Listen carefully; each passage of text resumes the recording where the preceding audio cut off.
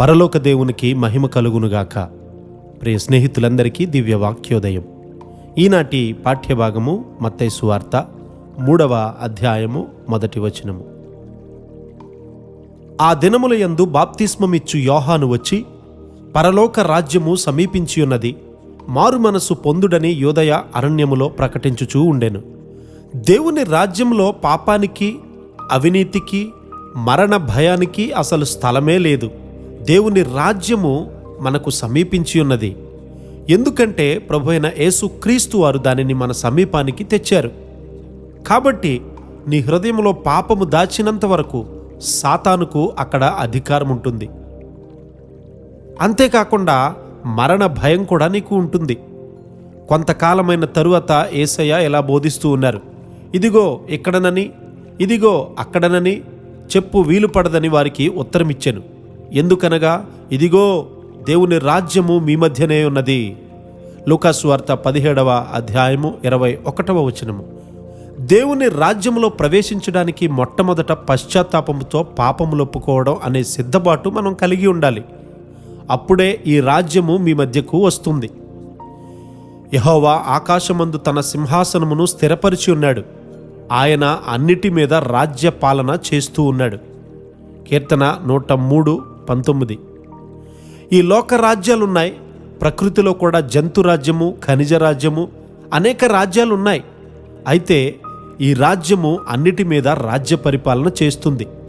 అసలు దీని అర్థమేమిటి? తాను చేసిన విగ్రహానికి మ్రొక్కమని నెబుకద్నెజరు ఆజ్ఞ జారీ చేశాడు. అయితే దేవుని రాజ్య సంబంధులు అక్కడ ఉన్నారు గనుక ఆ ఆజ్ఞ మార్చవలసి వచ్చింది. ఎస్తేరు గారి కాలంలో కూడా రాజాజ్ఞ మార్చబడింది కదా. ఫరో కూడా అనేకసార్లు తన ఆజ్ఞలను మార్చాల్సి వచ్చింది కదా. సింహపు బోనులో దానియేలు గారు త్రోయబడినప్పుడు మాదీయుల యొక్కయు పారసీకుల యొక్కయు చట్టాలను మార్చకూడదని ఆ అధిపతులు బ్రతిమిలాడారు. అయితే దానియేలు గారికి ఏ హాని కలగనందువలన ఆ రాజు దానియేలు దేవుణ్ణే ప్రజలంతా పూజించాలని క్రొత్త ఆజ్ఞ ఒకటి ఇచ్చాడు కదా. ఆయన ఇచ్చిన మొదటి ఆజ్ఞకు ఇది పూర్తిగా వ్యతిరేకమైనది. మనం ఆలోచన చేస్తే దేవుని రాజ్యము అన్ని రాజ్యముల మీద పరిపాలన చేస్తుంది. ఆయన చట్టాలు శాశ్వతంగా నియమింపబడ్డాయి. ఆయన సహనపరుడు, అనుమానమేమీ లేదు. కానీ తెలిసి దానిని ఆసరాగా తీసుకొని దేవుని చట్టానికి వ్యతిరేకంగా నీవు వెళ్తే నీ దేహంలో రోగం, నీ మనస్సులో బలహీనత, నీ ఆత్మలో దేవునికి వ్యతిరేకంగా శత్రుత్వాన్ని నాటుతూ ఉన్నావని నీవు గుర్తుపెట్టుకోవాలి. ఒక రోజున నీవు దేవునికి లోబడాలనుకుంటే అది ఎంతో కష్టమనిపిస్తుంది. ప్రకటన 11:15 మనం చదివితే, ఈ లోక రాజ్యము మన ప్రభు రాజ్యమును, ఆయన క్రీస్తు రాజ్యమునాయను, ఆయన యుగ యుగముల వరకు ఏలుననెను.